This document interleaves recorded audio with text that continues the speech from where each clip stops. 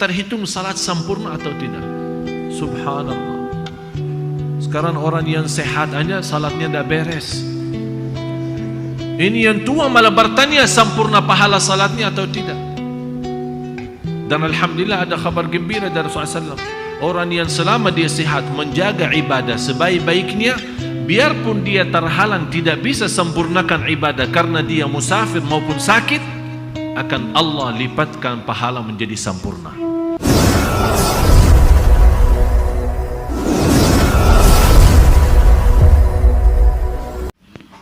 Bismillah, alhamdulillah, Allahumma salli ala Sayyidina Muhammad wa ala ali Sayyidina Muhammad. Karena di antara azan iqamah sudah termasuk doa makbul. Oleh karena itu, begitu anda selesai membaca doa azan, boleh lanjut walaupun doa sederhana.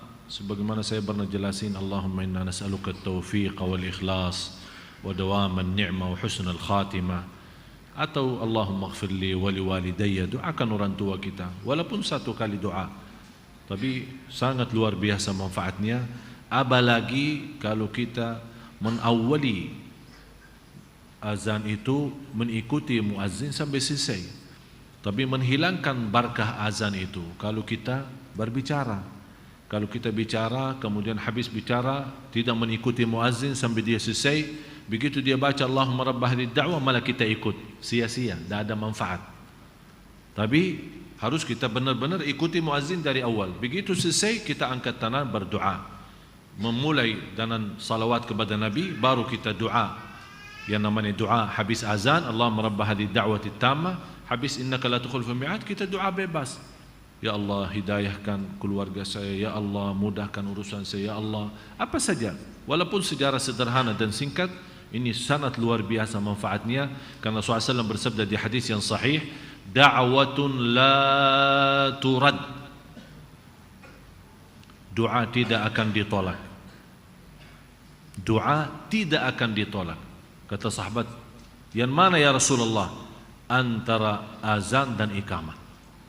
Di riwayat, baina kulli adhanaini da'watul la turad. Di antara dua azan, doa tidak ditolak. Yang dimaksud di sini azan dan iqamah, iqamat salat. Oleh karena itu saya mohon anda jangan lupa berdoa kepada Allah Subhanahu wa taala. Seperti kebiasaan guru saya yang membawa ceramah atau tausiah setiap habis maghrib di Masjid Nabawi, dan sengaja beliau habis azan lanjut sedikit, habis azan lanjut sedikit menunggu iqamat di Masjid Nabawi, dan sebelum iqamat dia mengambil kesempatan kira-kira 5 menit berdoa rame-rame dengan jamaah yang ada di majlis beliau atau di majlis ta'lim. Ini menjelaskan dan menolak berkata yang mengingkari doa habis majlis. Ternyata ada orang-orang katanya tidak boleh. Jadi begitu selesai majlis, ya Allah, assalamualaikum, pulang dah. Pulang apaan? Ya kan kita mau ambil barakah majlis. Katanya tidak boleh, bid'ah, tidak ada tuntunan, tidak ada contoh, Rasul tidak pernah lakukan. Itulah pemahaman yang namanya singkat, yang belum mendalami agama, yang belum mempelajari 4 mazhab, yang belum mempelajari perbedaan pemahaman, yang belum dia bisa mensesuaikan adat, belum dia sesuaikan masalih mursalah, belum dia sesuai. Banyak hal-hal yang kita harus belajari. Bukan sembarangan orang baca dan sembarangan orang berbicara. Apalagi kondisi budaya di Indonesia beda sama. Kalau di Madinah saja, guru dan yang namanya ulama besar, kalau ada seorang ulama yang diberikan kursi seperti ini ya. Kalau anda melihat kalau ke Masjid Nabawi kan ada kursi-kursi besar-besar. Ini khusus tidak boleh diduduki selain ada ulama yang ditugaskan. Itu ulama bukan sembarangan orang. Itu sudah langsung ditandatangan oleh raja sendiri, boleh dia isi di situ. Dan saya perhatiin guru saya Syekh Muhammad Al-Mukhtar Asy-Syanqiti, begitu dia membawa ceramah antara maghrib sama isya, dia sengaja berhenti pas azan. Tapi begitu selesai azan dia lanjut. Kenapa dia lanjut? Supaya niat beliau untuk menahan jamaah jangan pulang. Walaupun dia hanya 5 menit habis azan, karena intinya habis itu dia mau memimpin doa. Karena dia tahu antara azan dan iqamah termasuk doa makbul. Dan kata beliau, kalau memang doa saya belum diijabah, barangkali diaminnya di antara jamaah yang mengucapkan amin diijabah oleh Allah, akhirnya semua dapat berkahnya doa itu. Jadi kita tidak tahu rahasia Allah terima bagaimana. Walaupun yang memimpin doa kita orang salih, ya belum tentu orang salih sendiri itu diterima doanya. Tapi di antara jamaah yang mengaminkan doa dengan ikhlas, Allah lihat isi hatinya ikhlas sempurna, Allah terima aminnya doa seorang, akhirnya semua mendapatkan berkah doa itu. Oleh karena itu di akhir majlis itu tidak menjadi masalah. Dan insya Allah hari Rabu yang akan datang, sebelum kita masuk dalam Al-Fatihah, kemudian saya tidak akan membawa tafsir ya. Kalau yang bawa tafsir sudah ada guru kita, Profesor Quraish Shihab, jauh lebih tinggi ilmu beliau daripada saya dalam hal tafsir. Tapi yang saya akan membawa anda semua, kita menhayati. Jadi misal kita ambil 10 ayat Suratul Baqarah, ternyata 10 ayat membahas satu tema. Kita bawa tema itu apa isinya. Biar anda besok kalau baca 10 ayat pertama, sebelum anda selesai 10 ayat, anda sudah terbayang arti dan makna daripada ayat itu secara umum. Dan seperti itu seterusnya. Malah saya punya keinginan bagaimana bisa terwujud Quran yang dibagikan warna sesuai makna dan arti. Jadi kalau ayat warna hijau, oh ini surga. Kalau agak warna merah, oh bahasa neraka. Jadi dari sisi warna kita bisa. Begitu masuk misal warna biru misalnya, ini cerita para nabi. Ya karena maaf ya, karena banyak jamaah kita yang suka baca Al-Quran tapi sama sekali tidak mengerti. Tapi dari sisi warna membantu. Ini warna, ini cerita nabi. Nabi siapa? Musa. Siapa aja para nabi. Dan begitu yang lain-lain. Cerita, ada perintah, ada susunan agama atau hukum-hukum fikih atau hukum-hukum dalam Al-Quran. InsyaAllah kita susunkan, mudah-mudahan terwujud keinginan saya. Quran dengan macam warna, tapi warna bukan warna ayat. Kadang-kadang kita lihat Quran sekarang warna-warni kan. Tapi yang saya mau warna itu yang menjadi kotak dalam ayat-ayat tertentu yang memberikan bahasan satu tema atau satu tujuan dalam ayat-ayat tersebut. InsyaAllah Rabu yang akan datang saya akan membawakan sejarah Al-Quran. Sejarah Al-Quran maksudnya apa? Sejarah Al-Quran kapan mulai ditulis? Karena Quran pertama turun bahkan bagi tulisan. Malaikat Jibril membawa Al-Quran kepada Nabi Muhammad SAW. Nabi Muhammad SAW membawakan kepada sahabat yang khusus, tukang-tukang penulis. Di situ mereka, begitu Rasul baca, mereka menulis. Nanti kita akan membawa bagaimana menuliskan Al-Quran, bagaimana Al-Quran menjadi bentuk Al-Quran sekarang. Karena dalam sejarah, di antara sejarah yang luar biasa indah, Al-Quran itu ditulis dulu tidak bagi titik dan tidak bagi baris-barisan. Bagaimana bisa baca? Apalagi di Indonesia. Tapi apa ceritanya kok ada nanti titisnya, titik-titik atas, titik bawah, ada ba, ada ta, ada tha. Dulu pertama Al-Quran ditulis tidak bisa bedakan ba, ta, tha karena tidak ada sama sekali, kosong, bolos, hanya tulisan saja. Tapi garis atas, bawah, dhamma, fathah, harakat tidak ada. Apalagi titik-titiknya tidak ada juga. Sampai datang satu waktu munculnya titiknya, habis itu munculnya garis-garisnya, fathah, dhamma, kasrah, atas, bawah, semua banjan, bending, tasdid. Ini semua ada sejarahnya. Dan bagaimana terkumpul sejarah Al-Quran sejarah sempurna atau tertulis 30 juz, bagaimana bisa tersusun? Apakah ini Al-Fatihah sampai An-Nas hanya kebetulan atau memang sengaja tersusun? Memang ada semua rahasia. InsyaAllah ini akan menjadi bahasan kita hari Rabu besok. Sebelum kita masuk kepada rahasia dan kemukjizatan Al-Quran, di antaranya adalah Bismillahirrahmanirrahim, apalagi Al-Fatihah. Dan kita mengambil sebelum masuk ke dunia surah atau mendalami dalam surah itu, kita mengambil makna daripada judul atau nama surah Al-Fatihah. Kenapa dinamakan Al-Fatihah? Al-Baqarah, kenapa dinamakan suratul Baqarah? Ali Imran, kenapa dinamakan surah Ali Imran? Supaya anda tahu ceritanya. Ada surah-surah yang lain banyak. Malah ada Quran-Quran yang berbeda. Ada Quran surah, misal surat Ghafir. Surat Ghafir di satu Quran dinamakan surat Ghafir. Tapi ada satu Quran lain, barangkali dipercetakan di negara lain, ditulis surat Al-Mu'min. Ada orang kemarin bertanya, kok aneh Ustaz, saya ketemu ada salah dalam Al-Quran, tolong bantu, ada apa? Saya ketemu surah di satu Quran namanya Ghafir, tapi di Quran lain kayaknya Quran orang Yahudi dinamakan Mu'min. Dia kan dah tahu. Saya bilang dua-duanya benar. Oh, kok tahu? Kok bisa? Akhirnya saya jelasin kenapa bisa menjadi beda. Dan banyak rahasia-rahasia lain. Insya Allah saya mohon waktu yang akan datang tolong bawa buku tulis semua, karena kita akan belajar ilmu yang banyak.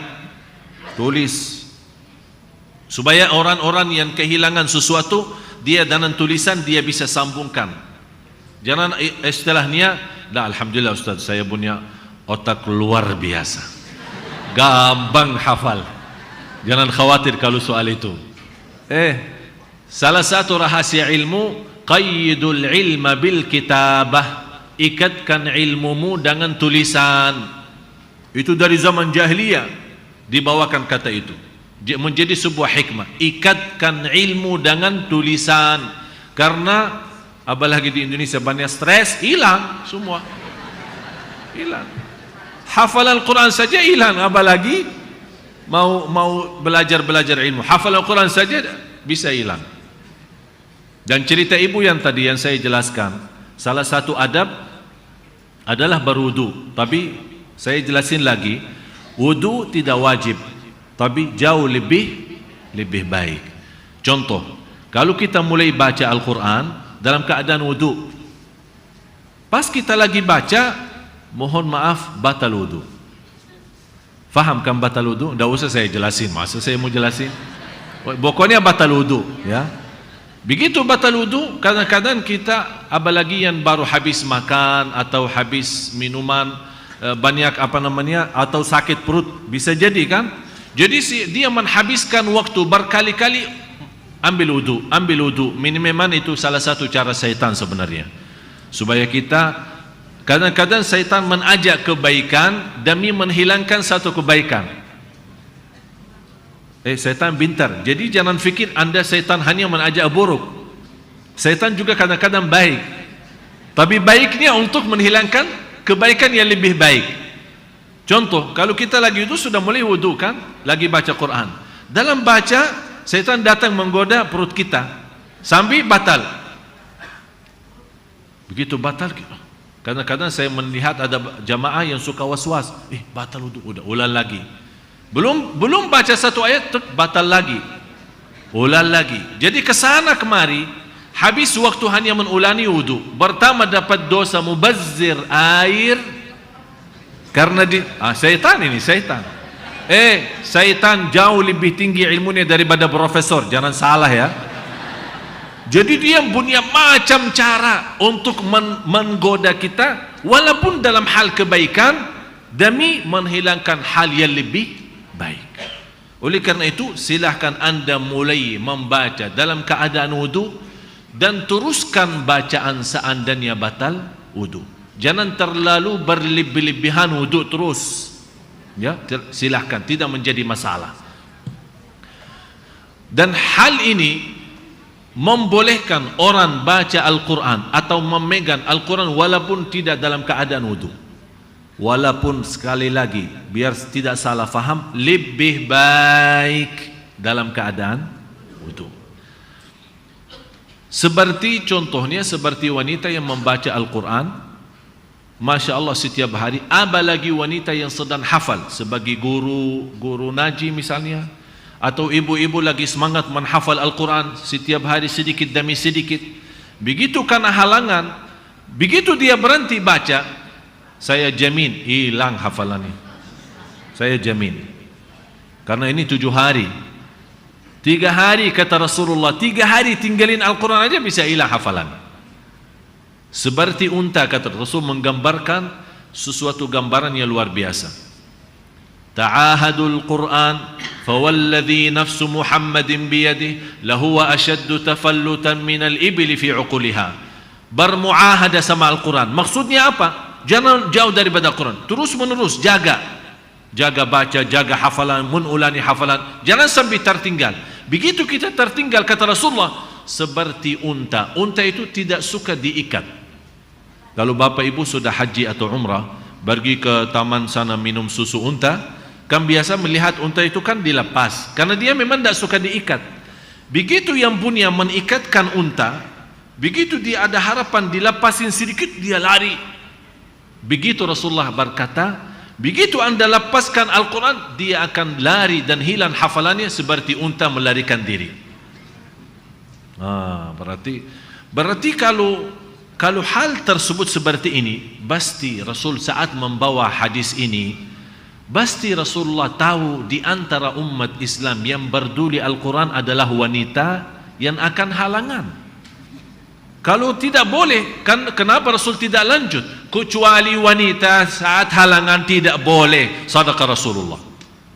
Tapi Rasul karena berhenti di sini memberikan kebebasan. Tapi kembali lagi, wanita yang istiqamah, rajin, faham rajin, rutin, tidak pernah jauh daripada Al-Quran, apapun halangannya tidak bisa menghalangkan dia untuk membaca, biarpun dia tidak salat. Tapi saya sudah memberikan solusi yang baik. Saat anda megang, karena di sini ada dua hal, itu yang harus kita bedakan, membaca sama memegang. Ini yang banyak di sini belum mengerti. Jadi ada orang bilang tidak boleh, udah terus tidak boleh. Apa yang tidak boleh? Yang tidak boleh apa?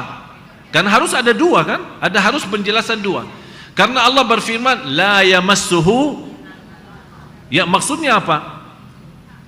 Tidak menyentuh selain orang yang suci. Walaupun tafsiran la yamassu illa mutahharun maksudnya malaika.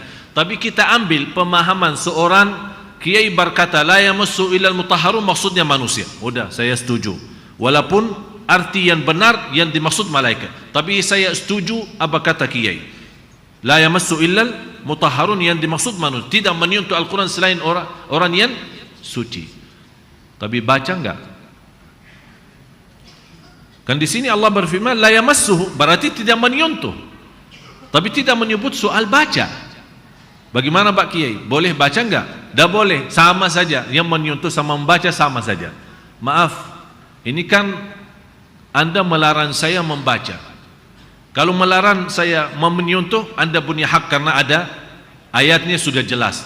Tapi Bapak Ibu harus kita fahami, tidak ada di dalam Quran atau ratusan ribu hadis satu-satunya yang melarang wanita halangan membaca Al-Quran. Tidak ada. Silahkan kumpulkan semua mazhab, tidak ada. Yang ada berbeda pendapat dalam hal menyentuh, dan saya sudah memberikan solusinya. Menyentuh Al-Quran, udah, kalau anda merasa was-was, tidak usah sentuh langsung, baki sarun tanan, alhamdulillah keluar dari masalah ini. Atau bisa membawa macam siwak atau apa namanya, kadang-kadang ada dalam Quran ada ini apa namanya, macam jarum sate atau apa kan, yang agak banjan, bekas-bekas satenya boleh. Ya, jadi kita baca. Kan ini tidak menyentuh, kita memegang kayunya, bukan memegang ayat Al-Quran. Apalagi sekarang punya HP. Sekarang HP alhamdulillah isinya 30 juz. Berarti di sini anda megang HP, bukan memegang Al-Quran. Alhamdulillah sudah. Disitulah sederhana Islam, indahnya Islam dan kemudahan Islam. Jangan disulitkan. Tapi yang tidak boleh, sebagaimana contoh tadi yang saya jelasin, seorang ibu telepon saya. Kenapa saya tadi ketawa? Begitu saya tanya, ibu, anda memang biasa membaca Al-Quran setiap hari? Malah dia ketawa. Hihihi. Kenapa bu? Hihihi. Dia bilang jujur saja enggak. Ya udah, saya menjawab tidak boleh baca Al-Quran saat halangan. Sudah faham bedanya? Karena dia terus terang saja tidak pernah membaca Quran, malah begitu ada halangan dia malah tanya. Ya seolah-olah dia semangatnya luar biasa. Ustaz, ana ikhlas tapi tidak baca Quran, pas lagi halangan saya ingin baca Quran. Subhanallah. Itu yang namanya apa? Jiwa syaitani ini, bukan jiwa. Ini yang kita arahkan. Begitu orang bertanya, sebelum kita jawab secara bebas, ya harus kita tahu. Oleh karena itu, mohon maaf, jangan salah, saya bukan ulama yang membawa fatwa, tapi saya menerangkan dalam kondisi dan keadaan masing-masing. Ada seorang, subhanallah, saya tadi pagi saya isi di Al-Latif, saya terharu sama seorang ibu sudah tua. Apa pertanyaannya? Kelihatan ibu itu sakit, dan dia menceritakan, saya sakit, sudah dioperasi 3 kali. Pertanyaan saya, sebenarnya saya saat dia membawa pertanyaan, bayangan saya apa? Barangkali dia akan bertanya, bagaimana saya menghadapi cobaan ini? Bagaimana saya supaya bisa ikhlas dan sabar? Ternyata apa Bapak Ibu pertanyaan seorang ibu yang sudah tua dan sakit 3 kali dioperasi? Ustaz, sampai dia nangis. Apakah saya sudah seperti ini, tidak bisa salat yang nyaman dan enak? Apakah salat saya terhitung sempurna? Karena saya tidak bisa sujud, Ustaz. Saya ingin sujud, sudah bertahun-tahun saya tidak bisa sujud karena kondisi saya seperti itu, harus duduk, tidak bisa sujud. Apakah saya terhitung salat sempurna atau tidak? Subhanallah. Sekarang orang yang sehat aja salatnya tidak beres. Ini yang tua malah bertanya sempurna pahala salatnya atau tidak. Dan alhamdulillah ada kabar gembira dari Rasulullah SAW. Orang yang selama dia sehat menjaga ibadah sebaik-baiknya, biarpun dia terhalang tidak bisa sempurnakan ibadah karena dia musafir maupun sakit, akan Allah lipatkan pahala menjadi sempurna. Subhanallah. Begitu dia mendengar hadis ini dari Rasulullah SAW, dia langsung nangis. Alhamdulillah. Saya bilang, ibu, kalau soal pahala jangan khawatir Allah salah hitung. Tak usah khawatir, Allah maha mulia, dan bagi Allah tidak sulit memberikan berlipat ganda jauh daripada kesempurnaan. Tapi yang kita fikirkan menghitungkan dosa maksiat kita. Itu yang perlu kita periksa. Kalau soal pahala jangan takut. Allah maha baik dan maha darmawan dan maha mulia subhanahu wa ta'ala. Mudah-mudahan Allah subhanahu wa ta'ala menjadikan semua ilmu yang kita belajari insya-Allah membawa kita menjadi kelompok ahlul Quran, agar kita insya-Allah ke depan membaca Al-Quran, menhayati Al-Quran, menikmati dan mudah menghafal Al-Quran, insya-Allah membawa kita mendapatkan syafaatnya Al-Quran. Amin ya rabbal alamin. Bismillahirrahmanirrahim. Allahumma salli ala sayyidina Muhammad wa ala ali sayyidina Muhammad. Allahumma ya Allah, berikan kepada kami petunjuk kepada jalan yang lurus. Hidupkanlah kami dalam keadaan iman, wafatkanlah kami dalam keadaan Islam. Jadikan kami bersama orang salih hari kiamat. Jadikanlah kami bersama orang salih hari kiamat. Wa adkhilna bi rahmatika fi ibadika as-salihin.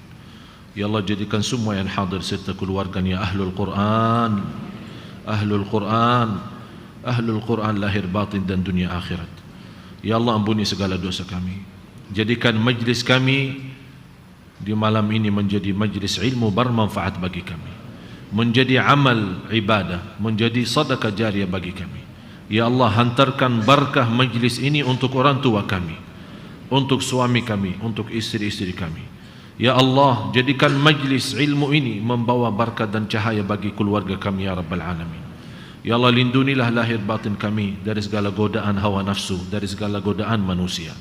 Ya Allah, pelihara rumah tangga kami, lindunilah rumah tangga kami dari segala persoalan dan permasalahan, dan berikan kepada rumah tangga kami ya Allah sakinah mawaddah rahmah, keturunan anak cucu kami salih salihah. Ya Allah, bagaimana Engkau berikan kepada kami kemudahan sama-sama berkumpul di Masjid Agung Sunda Kelapa malam ini. Ya Allah, berilah kepada kami kemuliaan dan keagungan sama-sama jumpa lagi di surga-Mu ya Allah bersama Nabi Muhammad sallallahu alaihi wasallam. Ampuni orang tua kami, sayangi orang tua kami, muliakan orang tua kami. Jadikan orang tua kami mulia di sisi-Mu ya rabbal alamin. Ampuni saudara kami muslimin, muslimat, mukminin, mukminat yang hidup maupun telah wafat. Ya Allah, Engkau Maha tahu hajat kami. Engkau Maha tahu isi hati kami, yang tersembunyi di mata kami menjadi nyata bagimu ya Allah. Ya Allah ya Arhamar Rahimin, ya Arhamar Rahimin, ya Arhamar Rahimin. Bersihkan jiwa kami, bersihkan hati kami, dan ampuni segala dosa kami. Aku mohon ya Allah untuk semua jemaah yang hadir, begitu pulang habis salat Isya sudah bersih lahir batin dari segala dosa ya Rabbal Alamin. Ya Rabbal Alamin, Rabbana atina fid dunya hasanah wa fil akhirati hasanah wa qina adzaban nar. Wa sallallahu ala sayyidina wa nabiyyina Muhammad wa ala alihi wa sahbihi wa baraka wa sallam walhamdulillahi rabbil alamin.